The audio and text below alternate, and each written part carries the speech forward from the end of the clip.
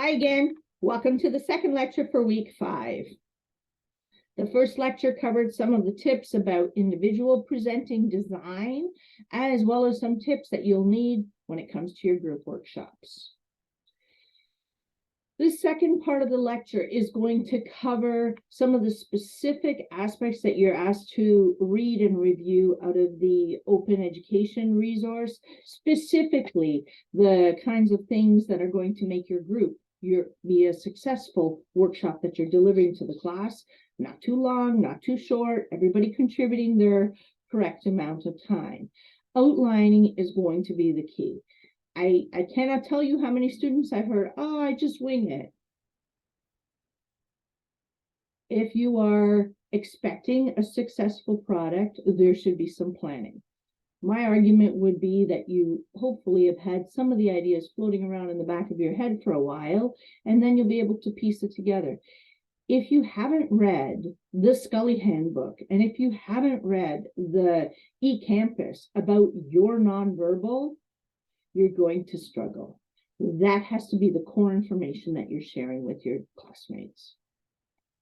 Figure out an attention grabber. How are you going to catch our attention right away at the beginning? Whether it is that you're talking about eyes or hands or volume or rate, how are you going to catch our attention? In the introduction, tell us what we should expect. Somebody very clearly give us the thesis. The best effective approach to delivering a thesis is to give us a setup pause before you even go there. Everybody's supposed to read all of the content in Scully and in the OER, so make sure you've gone through it, because then even if you're not talking about pauses, you're going to know how to use them to set up for your audience. In your body, give us your research, your main points, make sure it's organized, make sure it's logical. There's internal coherence and external coherence. The planning sheet this is hyperlinked straight out of the eCampus resource and in the separate list of links that I always upload with each week. You'll see it as well. It's just a really handy worksheet template. You don't have to use it. It's just a handy one. Sometimes people like to see a different way of outlining something. I would encourage you to remember one of those core communication principles, the 8 principle, which I have talked to you a few times already. Be audience-oriented, be purposeful, and be economical. There's a reason that I've given you really tight timelines. And I would encourage you to start incorporating some of the things that you've already learned about. You learned about the rhetorical situation. Look at that. Audience, context, purpose. So the context in this case is you're trying to teach your audience about your nonverbal. That's part of your purpose as well. You're in a classroom. It is in the winter time. Fortunately, we're not an 8 o'clock in the morning class. We're also not a 5 o'clock in the evening class. So those are some of the positives that you're working with. Problem solving. Groups run into problems. We continue to put you into groups because employers keep telling us graduates need to be able to function on teams. So for this one, in most cases, the group's self-determined. In a few cases, you were added to a group, but hopefully you've been in class often enough that you've had a chance to get to meet your teammates. Some of the challenges that groups undergo are solving a problem. The textbook, the eCampus resource, goes through a nice 7-step process. That's the visual of the fellow walking up the set of stairs. Figure out what the problem is, analyze the problem, figure out the criteria for success for resolving the problem, consider possible solutions, decide on which solution is going to be the one that works for your group, implement the solution, and then follow up on it. So if you've got somebody who is not participating in your group, all right, you've defined the problem. Analyze it. Does the person possibly have a phone that got lost? Do they have glitchy Wi-Fi? All right, figure out the criteria. The person must respond on 1, 2, or 3 areas by X date. What are the ways that you're going to help the person be successful, be reintegrated in the group?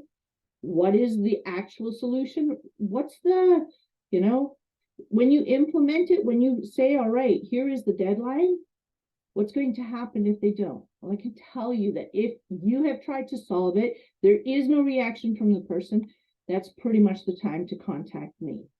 All right, so please do remember that. That's listed right here.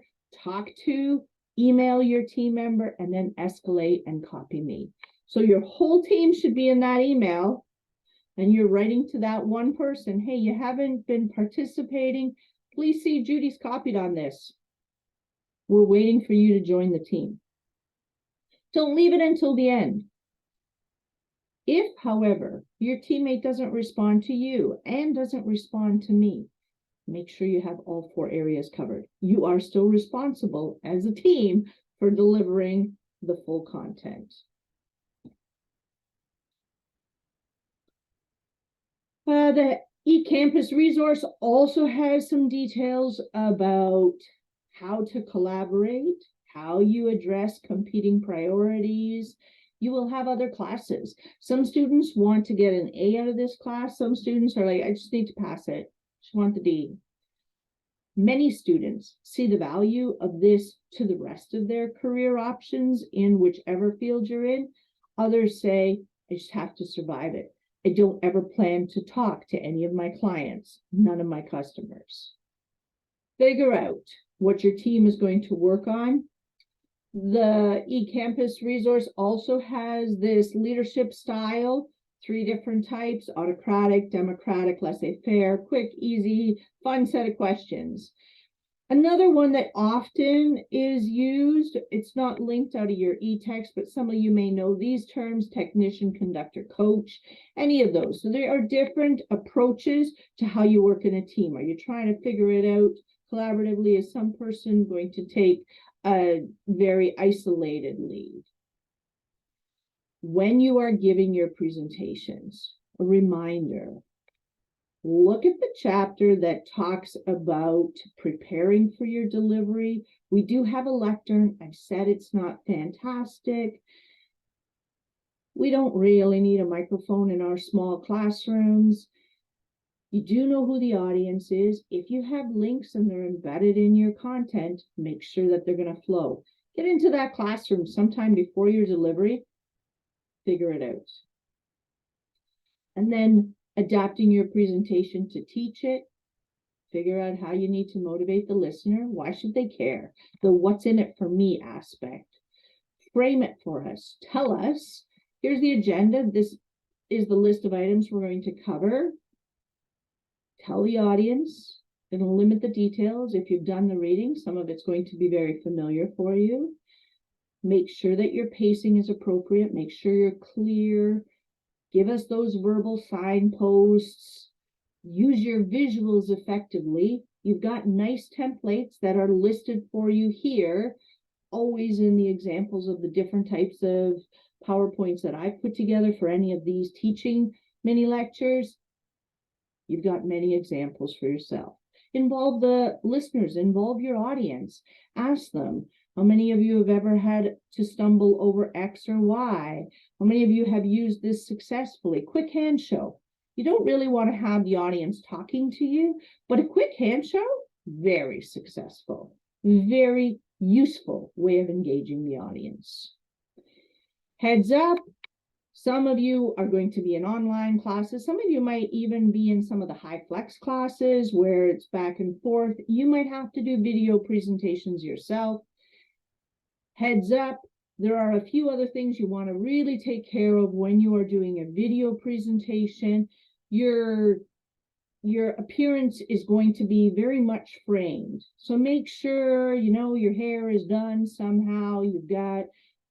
remove some of the clutter in the background. So whenever I do these recordings, I make sure that the second desk in this office, happens to be my husband's desk, is at least looking tidy so that it's not distracting for the audience. When you are presenting, you take the control. Use eye contact with the audience. Know where your camera is. You know where it is. All right. Again, that's for the video setting. In class, it's going to be different, but you should be familiar with it. I'm sure many of you are still using Zoom for different activities. Make sure that you have variety in your voicing and in your facial expressions. And of course, make sure your technology is working. That's always going to be a critical thing. Get a good microphone, have a steady camera, all of those details. So that's when you're doing video workshops.